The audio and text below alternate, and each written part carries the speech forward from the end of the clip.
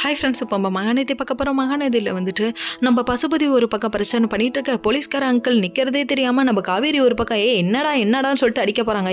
ஏன் முன்னாடியே அடிக்க போகிற, உனக்கு எவ்வளோ தைரியம் இருக்கும்னு சொல்லி கேட்க, உங்கள் முன்னாடி தான் அவன் ஆட்டமாக ஆடுறான், நீங்கள் கேள்வி கேட்டிங்களா? இல்லை அப்புறம் என்ன கேட்குறீங்க அப்படிங்கிற மாதிரி லுக்கு வேறு மாதிரி விட்றாங்க.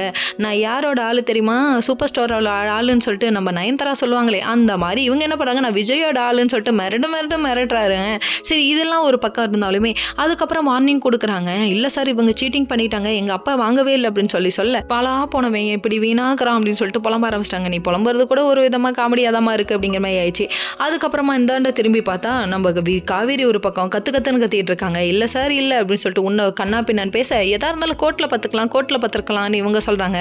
இதை கேட்டோன்னே காண்டாயிருச்சு உங்களுக்கு. எதா இருந்தாலும் கோர்ட்ல பேசிக்கலாமா, நீங்க கம்முன்னு போங்கம்மா, கேஸ் நடந்துட்டு இருக்குல்ல, பார்த்துக்கலாம்னு சொல்லிட்டு சமாதானம் பண்ணி அனுப்பி விட்டுட்டாங்க. அங்க பார்த்தா அந்த வீட்டை விட்டு நான் வெளியே போவேன்னு சொல்றோம், வெளியே போகவே மாட்டேன், என்ன நடந்தாலும் யார் நினைச்சாலும் என்ன அசைச்சிக்க முடியாது சொல்லிட்டு 4-5 ரவுடி பையனை நிற்க வச்சிட்டாங்க.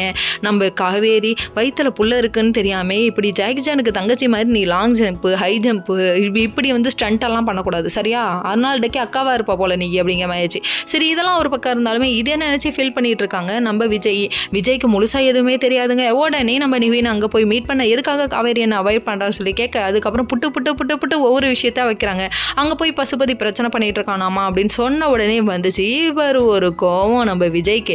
இப்போ பாரு, அவன் சட்டை கிழிப்பான் அப்படிங்கிற மாதிரி இந்த அதாவது படத்தில் சொல்லுவாங்களே, கோலிசோட மூவியில் சொல்லுவாங்களே அந்த மாதிரி உசுப்பேற்றி விட்டாராமா நம்ம நிவின்னு. இப்போ உசுப்பாகிறாராமா இவர்.